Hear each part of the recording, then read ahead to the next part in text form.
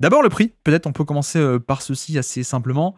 Le prix, je dois dire que Miami s'en sort extrêmement bien. Rappelez-vous qu'on est dans le cas d'une équipe et surtout d'un joueur, pardon, qui avait une player option, Butler donc, qui pouvait techniquement l'été prochain dire bah non, j'ai encore un an de contrat, mais c'est une option de ma part, donc je peux totalement ne pas la prendre et être free agent.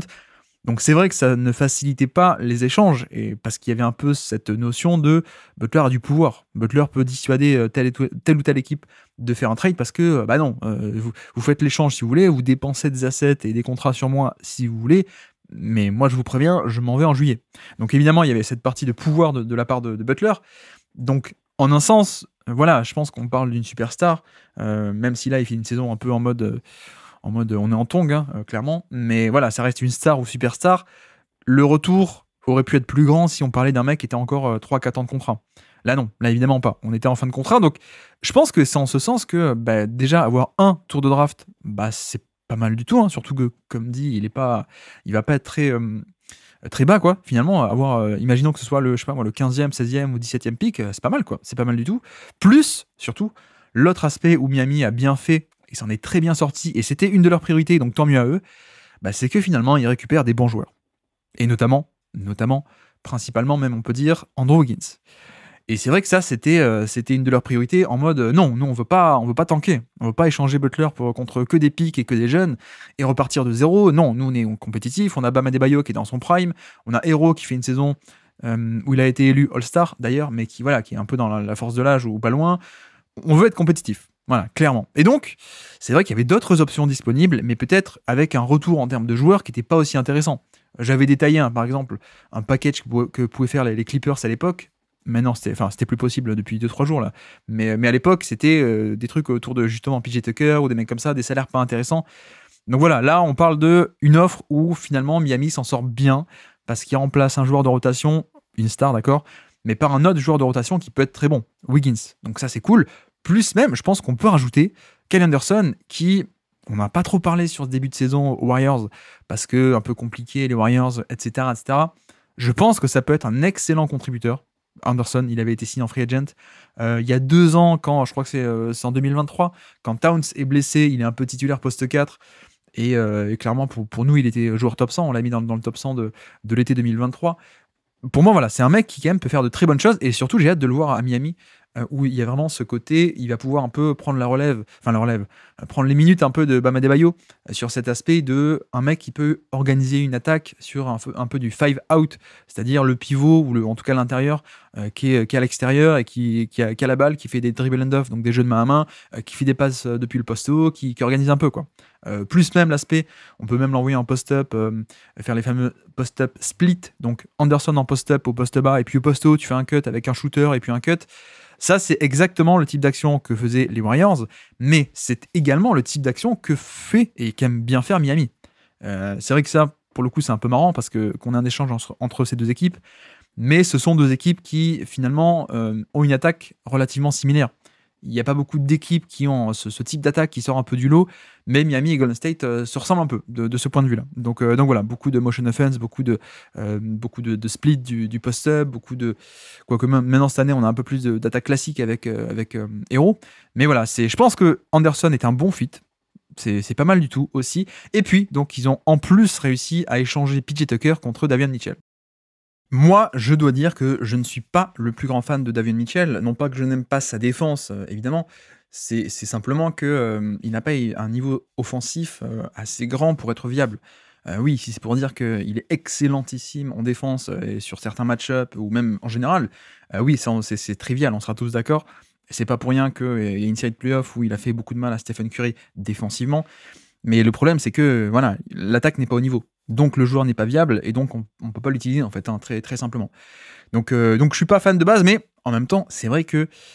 Alors, je crois que j'ai déjà un peu dit, mais il me semble qu'avec Schroeder, ça passait pas au niveau salaire, donc c'est pour ça qu'on a préféré un peu punter sur 2 millions, si je ne dis pas de bêtises, parce que Wiggins c'était 25, Anderson on doit être autour des 9, Tucker c'était aussi 11, donc voilà, 11 plutôt que 13, je ne sais pas, mais bref, en tout cas ils n'ont pas Schroeder, qui aurait fait un peu de toute façon en redondance avec des héros, avec des Rosiers ou des mecs comme ça, mais... en même temps, donc, quitte à ne pas avoir Schroeder, qui est parti à Utah puis donc à Détroit, Bah, c'est vrai que, bah, pourquoi pas, il vaut mieux peut-être avoir un Mitchell, pour le coup. Mitchell, d'ailleurs, s'il est disponible pour aussi peu cher, ce n'est pas pour rien. Si Toronto l'a lâché, c'est que déjà fin de contrat, petit contrat, et puis voilà, c'est pas non plus la folie, quoi. Donc voilà, les mecs ils se sont dit: «Bah, Tucker, on le connaît, il était chez nous, mais il a 42 ans, quoi». J'exagère, quoique pas de beaucoup. Mais je pense que Tucker était un peu cramé, d'ailleurs, c'est un peu malheureux pour lui, hein, mais il avait fait un tweet en mode, «Ça y est, je suis de retour, je ressuscite», et en fait non. Quelques heures après, on apprend que donc Miami va chercher Mitchell. Voilà, c'est un pari qui coûte pas cher, et en effet, il y a que du bonus, quoi. Je pense que je préfère à l'heure actuelle Mitchell, même s'il y a ce côté offensif, gros, gros, gros point d'interrogation pour moi. Mais premièrement, c'est quand même mieux que Tucker qui peut peut-être plus trop jouer du tout, d'après ce qu'on a vu depuis 1 an et demi. Et puis de l'autre côté, je suis aussi assez intrigué de le voir à Miami avec Spoelstra, qui n'est pas un coach comme les autres, qui arrive toujours un peu à fabriquer des trucs un peu fous. C'est un peu le savant fou de la tactique, hein, Spoelstra. Donc voilà, en même temps, c'est que du bonus, donc ok, très bien, très bien, très bien. Mais voilà, grosso modo, il y a cette idée que j'aime beaucoup, qui est qu'on a lâché Butler, mais on a réussi l'objectif qui est d'abord d'avoir un tour de draft qui va être pas mal, pas génial, mais pas mal pour un mec qui était en fin de contrat. Donc ça, c'est bien, c'est même très bien. Heureusement qu'il y avait un peu des enchères, on va en parler. Et de l'autre côté aussi, des bons joueurs. Wiggins, Anderson et Davion Mitchell, qui à mon avis vont apporter beaucoup en termes de profondeur à cet effectif à Miami. En plus, Andrew Wiggins, c'est quand même assez cool, vu qu'il a un long contrat. Mais bref, au niveau du prix, je trouve que c'est pas si cher payé que ça pour les Warriors. Et en plus, Miami s'en sort bien. Donc voilà, comment est-ce que je pourrais un peu décrire? C'est un peu gagnant-gagnant, en un sens. Notamment parce que Wiggins et Butler, 2 ailiers, donc tu remplaces l'un par l'autre. Donc tu perds pas tant que ça non plus, pour le coup. Voilà. Et donc, l'autre aspect aussi, je pense, qui est rentré dans l'équation, c'est le fait que comment est-ce que Miami a pu un peu en tirer pas mal de choses, c'est le leverage qu'ils ont pu avoir, donc le pouvoir, pardon, qu'ils ont pu avoir, le pouvoir de traction et le pouvoir relatif aux enchères. Parce que les Warriors n'étaient pas la seule équipe avec un intérêt pour Butler. Notamment, je pense que l'autre équipe, et on en parlera tout à l'heure, c'était Milwaukee. Et donc, en effet, le fait qu'on ait plusieurs équipes qui sont un peu sur le dossier, bon, les Suns, c'était mort, hein, de toute façon, parce que Bradley Beal avait une no trade clause et il avait bien fait comprendre que ce serait pas possible. Et puis de l'autre côté, faire venir Butler, mais si c'est le prix, si ça doit être Kevin Durant, bah, ça n'a aucun intérêt, hein, littéralement. C'est comme si, je sais pas moi, si Dallas faisait venir Anthony Davis, mais en lâchant Luka Doncic, ça n'aurait aucun intérêt, quoi. C'est même pas un move all-in, c'est même pas un move court terme parce que tu te sépares de meilleurs joueurs. Bref, pardon, blague à part. Non, s'il faut faire venir Butler à tout prix, d'accord, mais quand même pas à tout prix, pas au point de te séparer de Durant. Donc, Phoenix était un peu hors de course, à mon avis. Donc, il restait deux candidats. Deux candidats, parce que Memphis, apparemment, était un peu refroidi par le fait de mettre des gros contrats, ou en tout cas des contrats et des jeunes joueurs dans la balance si lui voulait pas rester. Donc voilà. Peut-être même qu'ils ont fait l'offre que Miami a acceptée et qu'ils ont appelé Butler et Butler a dit non, je vous le dis, c'est sûr que je prolongerai pas. Donc voilà, Memphis était un peu hors de la course, mais heureusement donc pour Miami il restait et Milwaukee et les Warriors. Ce qui fait qu'on a pu tirer un premier tour de draft, et ce qui fait aussi que de l'autre côté les Warriors c'est un peu pareil, eux aussi étaient dans une certaine urgence, quoi. C'était pas que du bonus pour les Warriors. Les Warriors, il y avait un peu cet effet, cet élément de l'équipe galère un peu, la fin de cycle, c'est cata en termes de comment est-ce que les jeunes sont en train de se développer ou justement ne pas se développer comme on l'espérait. Donc voilà, les Warriors aussi, finalement, mettre ce premier tour de draft, ça vaut le coup et c'était un peu obligé, quoi. Donc voilà à peu près pour le prix, ce que je peux en dire un peu globalement, mais si on va un peu continuer à en discuter d'un point de vue en détail. Commençons par Miami, rapidement. C'est peut-être le cas le plus facile. Miami, donc, reçoit un tour de draft qui va être pas mal placé, on l'a dit. L'intérêt aussi, c'est que Wiggins, non seulement c'est un bon joueur, mais en plus, il a 29-30 ans, je crois. Draft 2014, donc ouais, il doit avoir 30 ans, ou il va les avoir.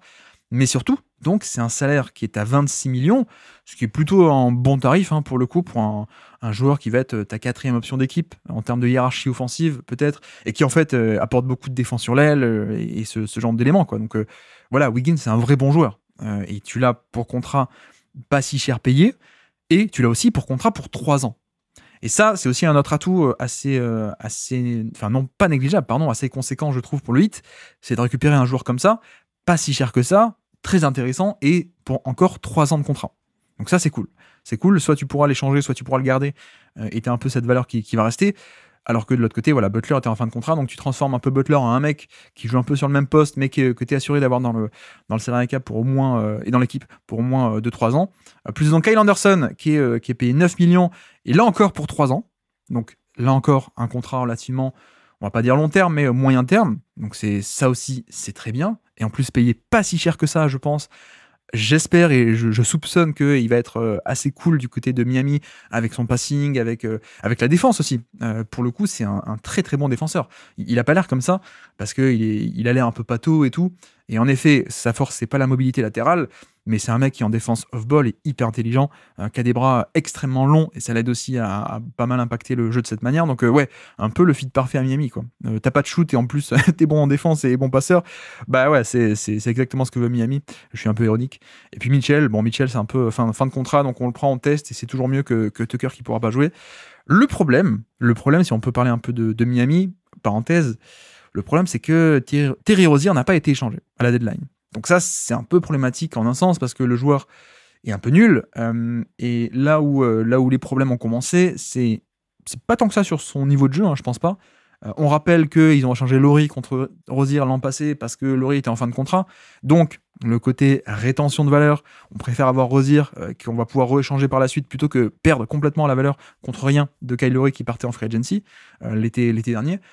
Le problème, c'est l'affaire qui est sortie là. Alors, peut-être pas que, hein, peut-être que le niveau de jeu aussi a refroidi certaines personnes. Bon, je pense que personne n'aurait dû être chaud de base sur lui sportivement. Mais si en plus, tu as cet aspect où il y a une enquête comme quoi Rozier pourrait être impliqué dans des affaires de paris sportifs, c'est pas rien. On a vu que John T. Porter s'est fait suspendre à vie de NBA. Donc voilà, même si tu es en mode ok, on prend un salary dump ou quoi que ce soit, ou allez, on veut bien un asset plus Terry Rozier, bah c'était bien gentil, mais si en fait le mec se fait ban de NBA, comment ça se passe, quoi? Là, pour le coup, t'as pour de vrai un salaire qui disparaît totalement. Donc problème Terry Rozier un peu, c'est peut-être la déception de cette trade deadline pour Miami. Moi, je pensais qu'ils arriveraient à le refiler dans le package des Butler. Je pensais que les 25 millions de Rozier pourraient être ajoutés dans un package ou un truc comme ça. Mais bon, ça n'a pas pu être le cas. Et donc, c'est vrai que maintenant, on peut en parler. Ce qui est bien, c'est qu'ils ont récupéré des joueurs compétents. Cela dit, néanmoins, ce qui est un peu moins bien, c'est que tu n'as pas remplacé ta source principale d'attaque. En tout cas, soyons plus précis, ta source principale d'attaque en playoff. Parce que de facto, on a un Butler qui était en mode mi-temps hein, sur la saison régulière, ça on le sait. Donc en effet, c'était pas lui le moteur principal de l'attaque, mais ça restait le meilleur attaquant, le meilleur joueur de très très loin, à n'en pas douter. Donc c'est vrai qu'on retombe un peu sur cet aspect de, on a un collectif, on a un très beau collectif, on a beaucoup de profondeur, mais on n'a pas remplacé la star qui est partie. On n'a pas remplacé le créateur principal, alors quand il voulait bien, mais tout de même, on n'a pas remplacé ça. Et on n'a pas non plus trop d'optique et de possibilités d'en avoir une facilement. La première possibilité, ce serait via la free agency, mais Miami n'a pas tant que ça de cap pour l'été prochain, donc je ne suis pas sûr qu'ils en trouvent comme ça. Donc on pourrait rester un peu dans ce mode, bon, bah, c'est qui des créateurs offensifs majeurs? C'est Hero, que j'aime bien, j'aime beaucoup, on va en parler bientôt, je pense d'ailleurs. Mais voilà, Hero en première option d'équipe, en tout cas en créateur principal, c'est pas comparable à d'autres.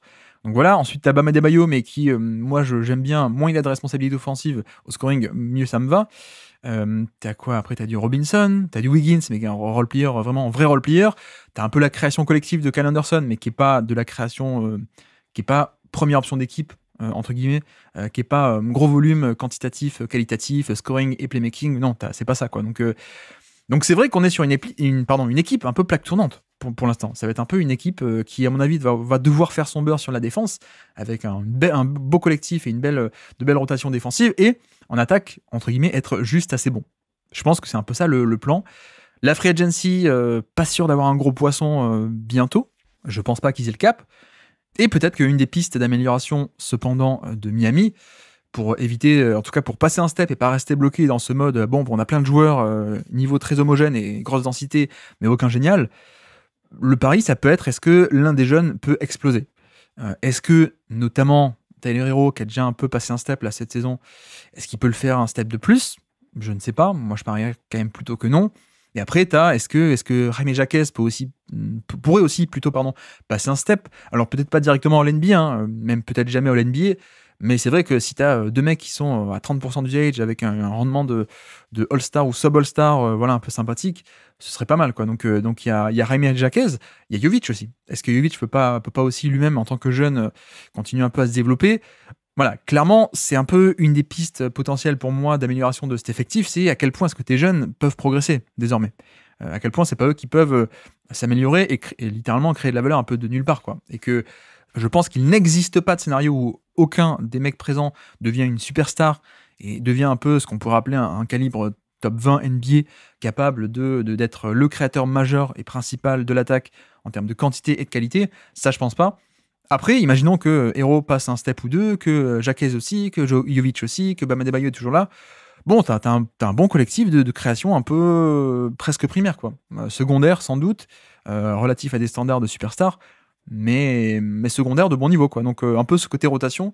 J'ai même pas parlé en plus de Robinson, qui est toujours là, Duncan Robinson, qui à mon avis va aussi avoir beaucoup plus de temps de jeu et de responsabilité. Non pas que ce soit une star, une superstar, Robinson, mais il y a un peu ce côté, sa création offensive est largement sous-estimée. Il a été un peu irrégulier sur la saison en termes de... Enfin, pas lui à proprement parler, mais son utilisation a été assez irrégulière sur la saison, alors qu'il sortait d'une campagne 2024 assez admirable. Voilà, je m'attends un peu à ce qu'on ait beaucoup plus de les jeux en sortie d'écran, le duo avec Bam Adebayo, le dribble and off, etc., parce que ça pourrait faire pas mal de bien, mais on reste un peu dans cette idée de plaque tournante, quoi, d'équipe à plateau avec plein de joueurs sympas, mais aucun génial. Cela dit, pas de place en free agency pour avoir une star. D'ailleurs, je sais pas trop quelle star il pourrait avoir. Il y a pas non plus, c'est pas la folie en 2025 la free agency. Pas non plus a priori de possibilité que la superstar émerge de tes jeunes qui sont sympas, mais pas calibre prospect parmi les meilleurs prospects NBA. Par contre, c'est vrai que désormais, et c'est intéressant avec ce trade, hein, parce qu'ils se sont pas privés de cette possibilité, même au contraire, ils l'ont poursuivi, ils l'ont maintenu en vie. Il y a toujours la possibilité d'un trade. Et je sais que malheureusement pour les fans de Miami, c'est un peu un serpent de mer. Ils étaient sur le dossier Kevin Durant, ils l'ont pas eu. Ils étaient sur le dossier Damian Lillard, ils ne l'ont pas eu non plus, etc., etc. Donc ouais, les fans de Miami, ils peuvent dire bon bah t'es gentil, mais voilà, ça fait 10 superstars qu'on loupe, hein, au niveau des trades. Bon, on est d'accord. Techniquement, oui, on est d'accord. Tu t'as pas réussi à le faire pour l'instant, mais cela dit, tu es encore et toujours en position de le faire. Ne serait-ce en fait que en termes de contrat. C'est un peu le bon côté, c'est un peu le verre à moitié plein de cet aspect d'équipe à plateau, c'est que t'as aucune superstar, donc évidemment, superstar veut dire gros contrat, donc t'as aucune superstar, t'as aucun énorme contrat, et donc ça veut dire aussi que ton effectif est rempli de joueurs avec des contrats de taille médiane, on peut dire. Et c'est intéressant, c'est un peu le verre à moitié vide, c'est que aucun de ces mecs n'est génialissime. Le bon côté, c'est que, on a plein de pièces différentes qu'on peut assembler de différentes manières. Et donc, en fait, c'est ce qu'on appelle la flexibilité. Tu as clairement plein de flexibilité pour monter des trades. Parce que, précisément, tu en as plein des petits contrats. En tout cas, petits 10, 20, 25, des trucs comme ça, quoi. Donc ça, c'est bien. C'est bien parce que, dans les règles salariales actuelles, le fameux nouveau CBA, on l'a déjà dit, il y a ces fameux premiers, second apron. Et grosso modo, dès que tu gères et dès que tu traites avec une équipe dans cet apron, eux, ils ne peuvent pas encaisser plus de salaire que eux n'envoient. Donc, ça peut se jouer, par exemple, à même pas un demi-million, ça passe pas. Donc, le fait que par exemple, si tu veux une superstar qui est à 48-50 millions, le fait que toi, t'es pas toi-même un chèque de 50 millions à envoyer, qui pourrait, par exemple, si le chèque est 1 million trop, bah ça passe pas. Alors que là, si t'as un mec à 20, un mec à 25, un mec à 9, un mec à 4, un mec à 10, bah tu peux un peu plus bricoler avec une troisième équipe, bricoler avec une quatrième, etc. Donc c'est bien, cette flexibilité salariale, elle est très bien. Elle est actuellement pas bien pour le sportif, mais elle est très très bien pour ça, pour les trades. Et à mon avis, c'est un peu de ce côté-là qu'il faut se tourner si on est Miami. Voilà, clairement, parce que free agency, pas possible, les jeunes, sympas, mais sans plus. Donc comment améliorer l'équipe maintenant? C'est ça, c'est faire un méga trade pour une superstar. Bon, on peut un peu évoquer ça, hein, notamment donc Robinson, que j'adore, mais qui est à 20 millions.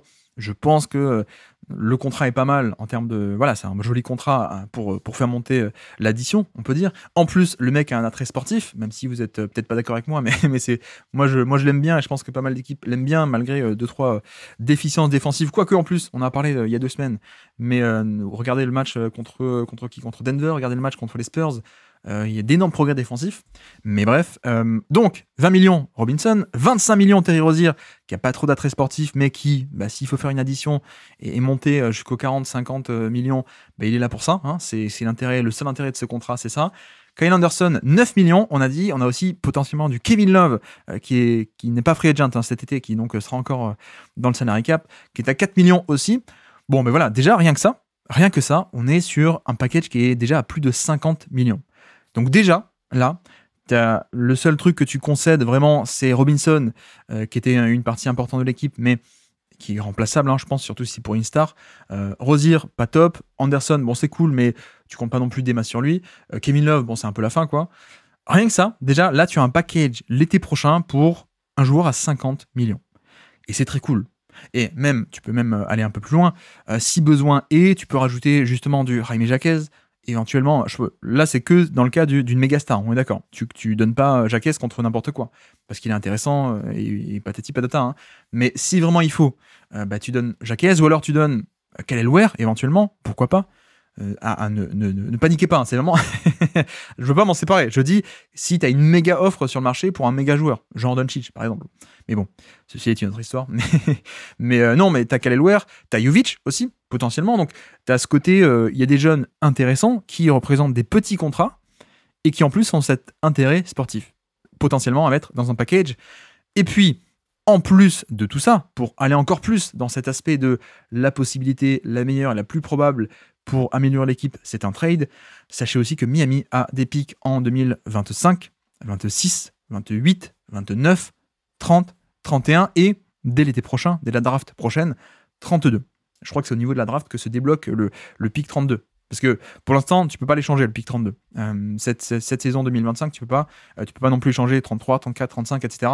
Il y a une certaine limite. Hein. Tu peux pas. Voilà, ça se débloque petit à petit pour éviter qu'il y ait un mec qui arrive et qui dise tiens, prenez toute la décennie des années 2060, prenez-les et donnez-moi Doncic. Quoique non, Doncic, le prix c'est à peine un tour de draft. Donc bref, excusez-moi, il faut que j'arrête avec ces blagues. Non, mais voilà, vous avez compris l'idée quoi. On peut pas échanger trop dans le futur, donc ça se débloque petit à petit. Et donc, disais-je, l'été prochain, on aura le pic 25, un pic 25 plutôt, pardon, parce que c'est pas le leur, c'est celui de Golden State. Donc on aura un pic 25, 26, 28, 29, 30, 31 et donc peut-être 32, plus plein de contrats différents qui peuvent nous amener à une somme de 50 millions, plus des petits jeunes à rajouter. Est-ce que, mesdames et messieurs, on peut commencer à parler de Giannis par hasard? Là, à mon avis, on parlera peut-être du point de vue des Bucks tout à l'heure, mais là, en tout cas, si on est Miami et si un jour Giannis est sur le marché relativement bientôt, Miami est en parfaite position pour ceci. Alors, peut-être que d'autres équipes aussi, on est d'accord. Mais là, c'est quand même assez génial. Et là, je parle de Robinson, Terry Rozier. Je pense que moi, pour Giannis, je suis presque même prêt à concéder aussi un Tyler Herro, qui est à quoi? Qui est à 25-30 millions, je crois. Voilà, on peut remplacer Rozier par Herro si vraiment les Bucks sont un peu pénibles. Voilà. Première possibilité. Il y a aussi, je pense que à surveiller la situation aux Suns. Pour l'instant, Bill a une no trade clause, mais je pense que humainement, j'ai envie de dire, la situation là dans le vestiaire, ça va commencer à se tendre très très sévèrement. Donc soit Bill pourrait être disponible. Après, on met pas les mêmes niveaux d'assets, on est d'accord sur Bradley Beal. Mais voilà, si c'est pour prendre Bradley Beal parce que t'as personne d'autre, 50 millions sur 2 ans. Bon, ça va, c'est un contrat relativement court, c'est pas le scandale du siècle. Surtout si c'est, non pas pour le faire jouer comme en sortie de banc, 6e homme, 3e option d'équipe en sortie de banc, si c'est pour le faire jouer comme ta star parce que t'as personne d'autre, ouais, je pense que ça peut se faire. C'est pas du tout un long terme. Si on parle de l'été prochain, prendre Bradley Beal, qui a un contrat de 2 ans, 50 millions, bon, c'est un peu surpayé, mais ça se fait. Et puis en plus, c'est un truc qui va pas non plus valoir très cher, je pense pas. Donc, potentiellement Bill, mais potentiellement aussi, pourquoi pas, d'autres situations. Si ça explose totalement aux Suns, est-ce qu'il n'y a pas moyen d'aller un peu de faire les vautours quoi? Est-ce que Kevin Durant pourrait pas être disponible? Est-ce que, pourquoi pas même Devin Booker pourrait pas être disponible? Peut-être pas cet été, mais d'ici 1 an, 2 ans, 3 ans, on sait jamais quoi. Donc voilà, pourquoi pas ce genre de joueur à échelle plus courte. Sinon, on a aussi l'option de Trae Young, notamment. On commence un peu à dire, il y a des rumeurs comme quoi, ouais, Trae Young, pas sûr, le futur avec Atlanta finalement, vu qu'Atlanta, là, ils ont été un peu obligés de punter sur la saison. En tout cas, ils l'ont fait, ils n'étaient pas obligés, mais ils ont un peu abandonné sur la saison. Ils ont échangé Hunter contre pas grand-chose, contre des free agents. Voilà, on a échangé Bogdanovic aussi contre Terrence Mann et un pick, ou non, je crois que le pick part de l'autre côté. Mais bref, donc pourquoi pas Trae Young, pourquoi pas Zion aussi, pourquoi pas Kyrie. Voilà, Kyrie, s'il n'est pas content d'être à Dallas, de plus être avec Doncic, ça peut s'imaginer aussi. Bref, je pense qu'il y a quand même pas mal d'options, que ce soit pour l'été prochain, ou que ce soit pour dans un an, dans 18 mois. À mon avis, Miami est totalement paré pour ça. Il y a les contrats, il y a les pics, il y a les jeunes. Tu peux totalement être en compétition pour ce genre de star. Et évidemment, la meilleure étant, tant qu'à faire, pourquoi pas d'avoir Giannis. Mais voilà, je pense pas que ce soit sûr à 100%. Ça peut l'être, ça peut arriver. Mais en tout cas, Miami est prêt pour ça. Miami a tous les atouts, ils ont tout ce qu'il faut. Donc ça, c'est un très bon point. Donc voilà, grosso modo pour Miami, un aspect court terme de compétitivité, c'est ce qu'ils voulaient. Et en plus, tu ne sacrifies pas le long terme. Et le long terme, non pas en free agency, mais le long terme via des trades. Miami est parfaitement paré pour se préparer l'avenir avec un échange qui pourrait sortir non pas de nulle part, mais pour venir renforcer l'équipe. Un énorme blockbuster deal pourrait être dispo.